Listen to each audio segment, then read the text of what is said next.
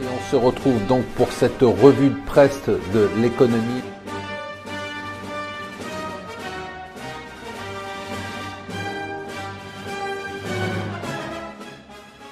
Bonjour et bienvenue sur Mon Financier pour le Morning Zapping. Nous sommes le vendredi 19 janvier, on commence par les marchés. Et sur les marchés, l'Asie est en ébullition du fait des chiffres de la croissance chinoise plus importants que prévu. La Banque du Japon se pose même la question de savoir si elle va commencer enfin à arrêter d'acheter des actions. Vous savez que la Banque du Japon est une des seules ou rares banques centrales à intervenir, non pas sur le marché des taux, mais intervenir sur le marché des taux et le marché des actions.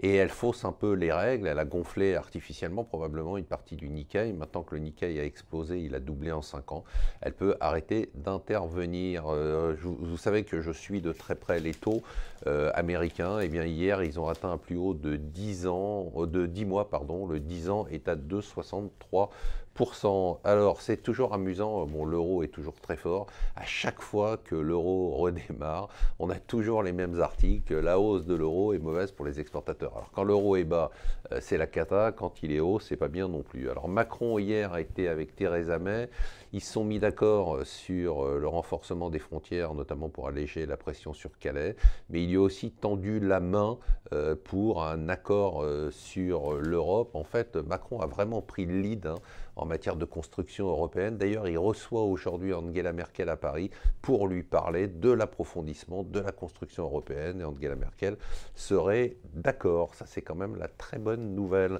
Airbus vient de sauver son A380 puisque la compagnie Emirates a confirmé sa commande. Mais certains disent que même avec cette commande, rien n'est sauvé. Alors, je vous conseille, si vous êtes comme moi et que vous ne comprenez rien à ce qui se passe sur le Bitcoin, de lire le dossier spécial des Échos sur la folie Bitcoin et comment tout comprendre. On s'est trompé, vous et moi, de métier. Il fallait être agent de joueur de foot. Entre 2012 et 2017, en commission, ils ont touché 2,6 milliards d'euros, nous dit la FIFA. Mauvaise nouvelle pour Europe 1, le classement est sorti. Ils sont 7e, ils sont passés derrière France Bleu. C'est un peu la cata. Alors pourquoi ça nous intéresse? Parce que c'est un dossier boursier. Lagardère pourrait céder, à mon avis.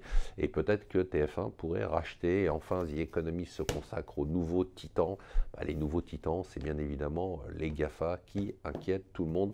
N'oubliez pas, ce soir, c'est votre argent exceptionnel. On a une équipe de choc. Je vous souhaite une excellente journée.